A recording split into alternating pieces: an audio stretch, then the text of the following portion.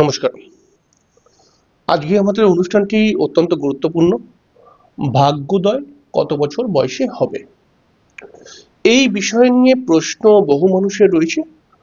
ভাগ্যোদয় দেখার জন্য বেশ কিছু সূত্র রয়েছে। আমি পরপর প্রত্যেকটি সূত্র নিয়েই আলোচনা করব যতটুকু আমি জানি। এবং আজকের বিষয়টাও কিন্তু খুব গুরুত্বপূর্ণ। আজকেও একটি সূত্র বলবো, যে সূত্রটি আপনারা অবশ্যই আপনাদের জন্মছকের মধ্যে মেলাবেন। তো সূত্রটি যদি আপনি ভালো করে বুঝতে চান, তাহলে পরে কিন্তু মন দিয়ে অনুষ্ঠানটা দেখতে হবে।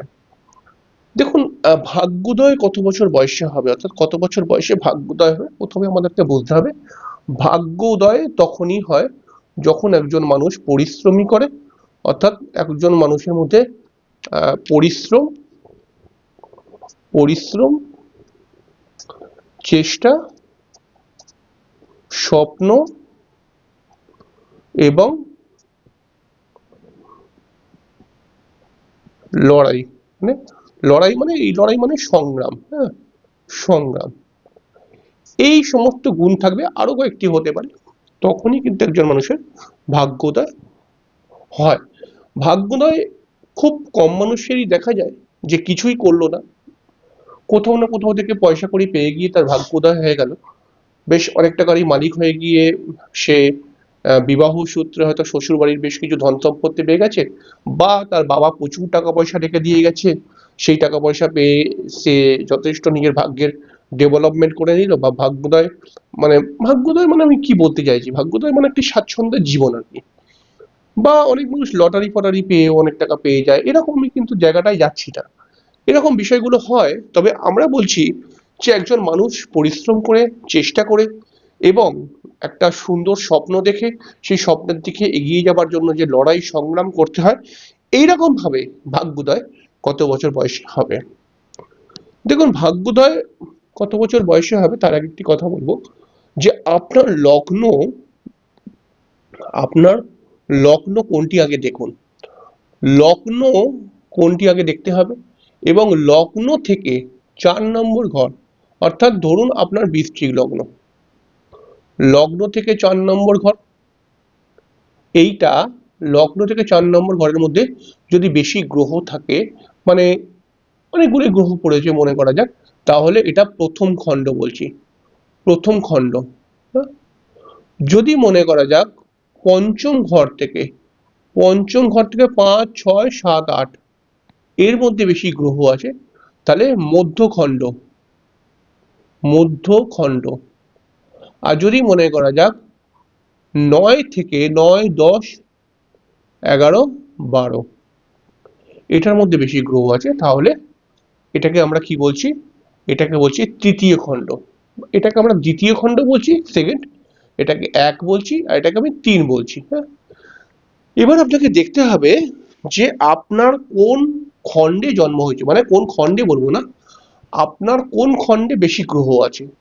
তাহলে এইটা প্রথম জীবনকে ইন্ডিকেশন দেয়, এটা মধ্য জীবনকে ইন্ডিকেশন দেয়, এটা মানে একটুখানি মধ্য থেকে বয়স্ক জীবনকে ইন্ডিকেশন দেয়।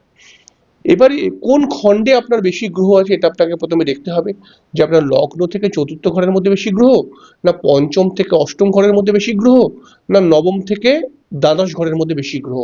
যেই খণ্ডে বেশি গ্রহ থাকবে সেই বয়সে আপনার কিন্তু উন্নতি বা স্বাচ্ছন্দ্য দেখতে পাওয়া যাবে। অর্থাৎ যদি কারুর লগ্ন থেকে চতুর্থ ঘরের মধ্যে বেশি গ্রহ থাকে, তাহলে মানে সে প্রথম জীবনে প্রচুর সুখ পাবে এবং প্রচুর স্বাচ্ছন্দ্য পাবে। যদি কারুর ধরুন পঞ্চম ঘর থেকে অষ্টম ঘরের মধ্যে বেশি গ্রহ আছে, তাহলে পারে সে মধ্য জীবনেতে সব থেকে বেশি সুখ আনতে পারবে বা স্বাচ্ছন্দ্য পাবে বা সুখ প্রাপ্তি করতে পারবে, এনজয় করতে পারবে আর কি, ব্যাপারটাকে যদি চলতি কথায় বলি। আবার যদি মনে করা যায় কারণ নবম ঘর থেকে দ্বাদশ ঘরের মধ্যে বেশি গ্রহ আছে, তাহলে তার কিন্তু বৃদ্ধ বয়সটা ভালো কাটবে, বৃদ্ধ বয়সে তার স্বাচ্ছন্দ্য আসবে। তো এরকম একটি ধারণা রয়েছে। এবারে আমরা বলবো ভাগ্যোদয় কত বছর বয়সে হবে। এর একটা আজব সূত্র বলবো, সূত্রটিকে ভালো করে মাথায় রাখুন। আপনাকে দেখতে হবে ভাগ্যপতি অর্থাৎ ভাগ্যকর্তা গ্রহটা, ভাগ্যপতি না, ভাগ্যকর্তা গ্রহটাকে বার করতে হবে। তাহলে কি বার করতে হবে? ভাগ্যকর্তা, এই গ্রহটিকে বার করতে হবে। তাহলে এই গ্রহটি কেমন করে বেরোয়? প্রথমে আমরা ধরুন একটা লগ্ন নিলাম, ঠিক আছে? এবার ধরুন তুলা লগ্ন করুন, তাহলে তুলা লগ্নের ভাগ্যপতি কে? ভাগ্যপতি গ্রহ হচ্ছে বুধ, তাই না? তুলা লগ্নের ভাগ্যপতি গ্রহ হচ্ছে বুধ। এবার তো সবার তো ভাগ্যপতি গ্রহ ভাগ্যপতির জায়গায় ভাগ্যস্থানেই বসে থাকবে না, তার বুধ কোথাও না কোথাও বসে রয়েছে এই জন্মছকের মধ্যে। এই জন্মছকের বুধে বুধ এই দশম ঘরে থাকতে পারে, একাদশ ঘরে থাকতে পারে, দ্বাদশ ঘরে থাকতে পারে, কোথাও না কোথাও থাকতে পারে ভাগ্যপতি গ্রহটা। তাহলে আমরা কি পেলাম? আপনার লগ্নের নবমপতি গ্রহটা দেখুন কোন রাশিতে রয়েছে, ওই রাশির মালিককে। যদি আমরা আরো সহজ করে বলি, আপনার ভাগ্যপতি গ্রহটি অর্থাৎ ভাগ্যপতি গ্রহটি মানে আপনার লগ্নের নবমপতি গ্রহটি কোন রাশির ঘরে রয়েছে বা কোন গ্রহের ঘরে রয়েছে, ওই গ্রহটাই আপনার ভাগ্যকর্তা হবে। এবারে ভাগ্যকর্তার বয়সগুলো আমি দিয়ে দিয়েছি দেখুন। তাহলে মনে করা যাক আপনার ভাগ্যপতি গ্রহটি রবির ঘরে বসে রয়েছে, তাহলে আপনার 22 বছর থেকে ভাগ্য উন্নতি হতে শুরু করবে, ভাগ্য উদয় হতে শুরু করবে। এবার 22 বছরেই হয়ে যাবে না, এইবার ভাগ্য উদয় করার জন্য এর সঙ্গে সবসময় 6 বছর মিলিয়ে নেবেন, 6 বছর। তাহলে এর সঙ্গে সবসময় 6 বছর মিলিয়ে নেবেন, যে কটা আছে সেটার থেকে 6 বছর মিলিয়ে নেবেন। এবারে আপনি ধরুন আপনার মকর লগ্ন মনে করা যাক, তাহলে আপনার নবমপতিকে বুধ, আপনার মনে করা যাক কুম্ভ লগ্ন, তাহলে আপনার নবমপতি গ্রহকে সপ্তম অষ্টম নবম শুক্র, এই শুক্র গ্রহটি আপনার জন্মছকের মধ্যে কোনো না কোনো রাশির ঘরে চলে গেছে, মানে কোনো না কোনো গ্রহের ঘরে চলে গেছে।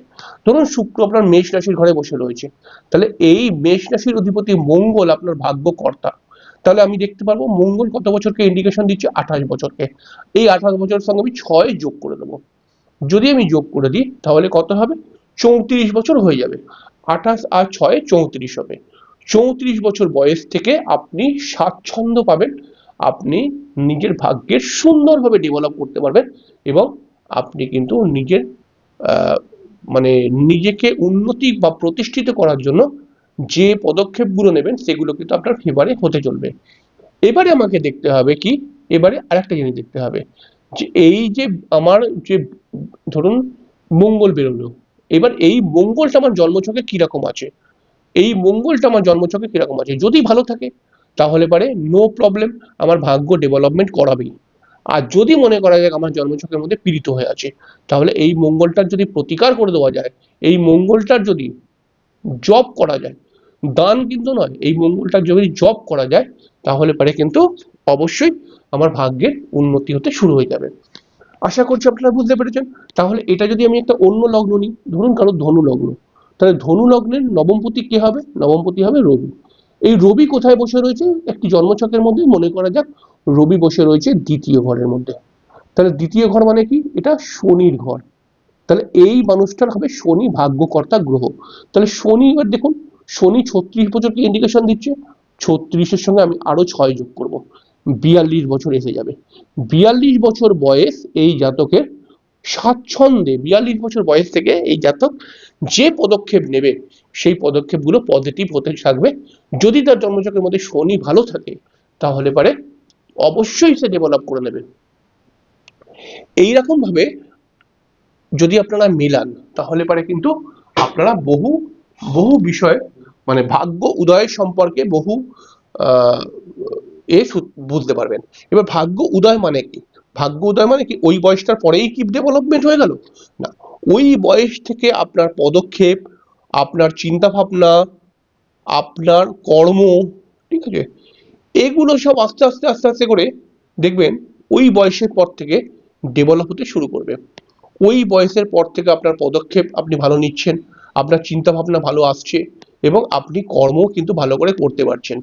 এইভাবে যদি আপনারা দেখেন এবং এই বয়সগুলোর পরে যদি আপনারা কোনো বড় চান্স নেন, মানে বড় অনেক সময় অনেক মানুষ নেয় না ব্যবসার ক্ষেত্রে, যারা ব্যবসা করছে তারা একটা বড় রিস্ক নিল যে আমি কি এখানে পুঁজি ফাঁসাবো, তাহলে কি আমার লাভ হবে, এরকম অনেকে প্রশ্ন করে। এর অ্যান্সার এক্ষুনি বেরিয়ে যাবে, মানে যে আপনার ভাগ্যকর্তা গ্রহ হবে সেই গ্রহটা আপনার জন্মছকে ভালো থাকলে পারে আপনি অবশ্যই পুঁজি ফাঁসিয়ে দিন, আপনার লাভ আসবেই আসবে।